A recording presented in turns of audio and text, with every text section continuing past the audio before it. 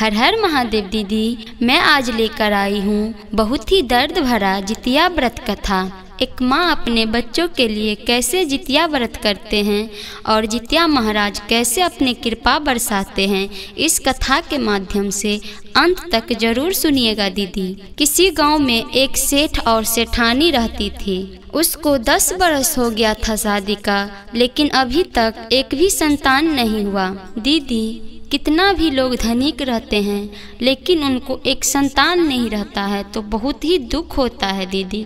बहुत ही दुख से उनको जीवन बीतता रहता है। तब उनके आस पड़ोस के लोग उसे समझाते हैं कि अरे, इतना सालों के बाद तुम्हें एक भी संतान नहीं हुआ, किसी डॉक्टर वैद्य से जचवा कर देखो। तो वो सेठ सेठानी डॉक्टर वैद्य से जचवा के तब उनको एक संतान होता है और बहुत ही धूमधाम से उनका छठियार मनाया जाता है। वो अपने बच्चे के साथ बहुत ही खुश रहते हैं दीदी, जब दोनों प्राणी आपस में बतियाते हैं। कुछ साल पहले कितना दुख भरा अपने लोग जिंदगी जी रहे थे, अब ये बाबू आ गया है तो कितना खुशहाल जिंदगी है। दीदी, ये खुशी कुछ ही दिनों के लिए था। 1 महीना होते ही उनका बच्चा मर जाता है। वो सेठ सेठानी बहुत ही रोते हैं और सेठानी तो रोते रोते पागल की तरह अपना भेष बना लेती है। दीदी, जब बाझिन रहता है तब पर भी दुख होता है, उससे ज़्यादा तो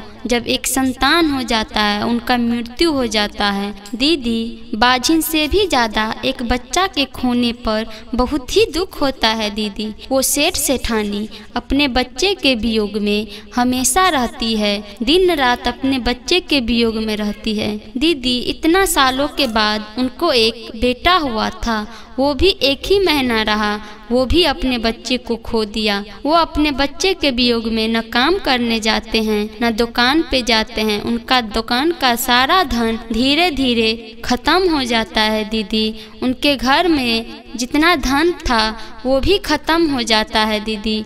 तब वो सेठ शहर जाते हैं काम करने के लिए और वो वहीं रह जाते हैं। तब सेठानी को जो घर में अनाज था वो धीरे धीरे सारा ख़त्म हो जाता है।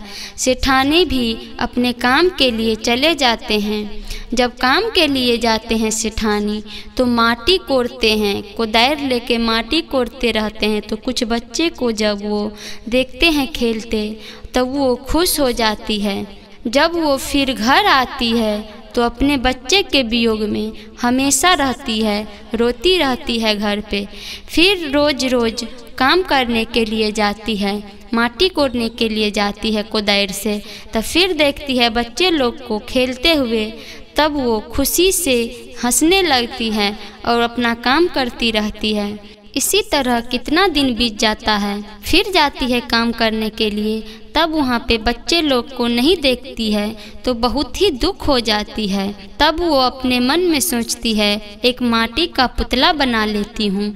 तब वो सेठानी माटी का पुतला बनाती है और उनको वहाँ पे बैठा के फिर से काम करने लगती है।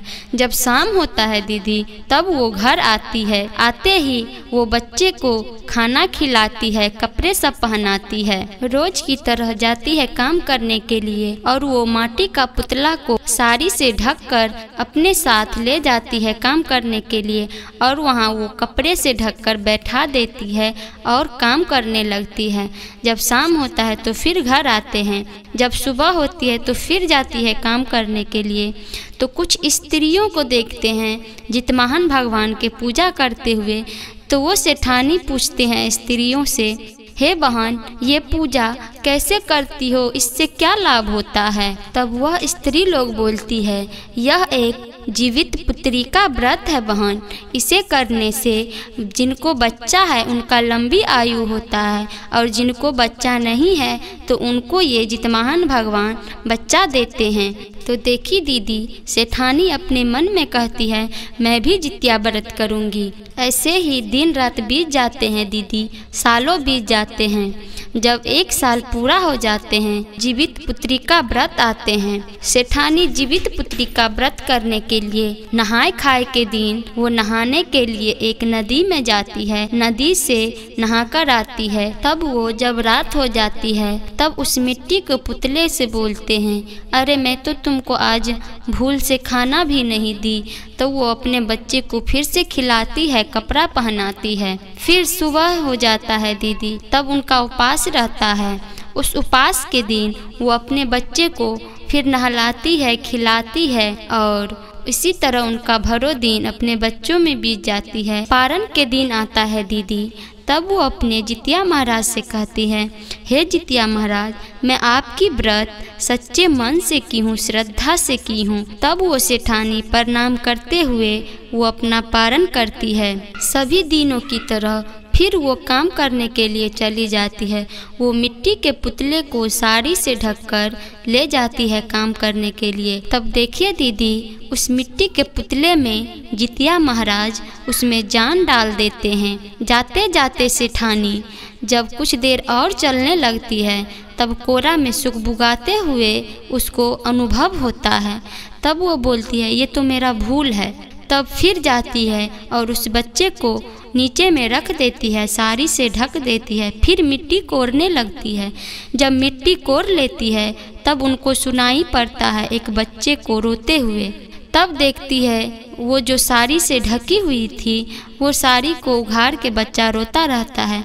तब वो बच्चा को कोरा में लेकर आने लगती है। जब आस पड़ोस के लोग से बोलते हैं सेठानी कि देखो मेरा बच्चा को जान आ गया, तब उसके आस पड़ोस के लोग हंसने लगते हैं। तब उनमें से बच्चा निकलकर रोने लगता है। तब देखता है उनके आस पड़ोस के लोग, तब बोलते हैं ये तो सच में ये रो रहा है। तब वो सेठानी बोलती है, दीदी ये सब जितिया महाराज की कृपा है। और उधर उनका पति जो कमाने के लिए गया था, तब उनका पति को भी अपने पत्नी को याद आता है। तब वो आने लगता है। जब आने लगता है दीदी, तब उनको चोरबा छीन झपट करने लगता है। उनके गर्दन पे छुरा रख देता है और बोलता है कि यहीं पे ये सारा धन छोड़ दो, तब तुमको मैं जाने दूंगा, नहीं तो मैं यहीं पे छुरा लेकर मार दूंगा। तब वो डरते हुए वो सारा धन उनको दे देता है। बस वो पुटरी में उनके पास 2 ही रोटी बचा हुआ था दीदी, वो लेकर आ रहा था। जितवाहन भगवान अपने साधु के रूप में आते हैं और उनसे सेठ जी से बोलते हैं, अरे मुझे बहुत जोरों की भूख लगी हुई है। तब वो सेठ वो साधु बाबा को दे देते हैं। तब उनमें से एक रोटी साधु बाबा ले लेते हैं और उनको एक रोटी दे देते हैं। तब वो साधु बाबा बोलते हैं, तुम अपने ये रोटी लेकर पत्नी के पास जाना, तब दोनों मिलकर खाना। तब सेठ जी अपने घर आते हैं तो देखते हैं सेठानी को एक बच्चे को खिलाते हुए। तो वो सेठ जी बहुत ही गुस्सा हो जाते हैं दीदी। तब उनकी पत्नी बोलती है, अरे ये सब जितिया महाराज की कृपा है। तब सेठ जी हंसने लगते हैं, बहुत ही खुश हो जाते हैं। तब सेठ अपने पत्नी को रास्ते में जो चोरी हुआ था वो सारी बात बता देते हैं और बोलते हैं, अरे मुझे बहुत जोरों का भूख लगा हुआ है। तब उनकी पत्नी बोलते हैं, ठीक है मैं पानी लेकर आती हूँ। जब पानी लेकर आते हैं दीदी, तब उनकी पत्नी पुटरी खोलती है तो उसमें देखती है हीरा मोती सोना चांदी सब धन सब भरा हुआ।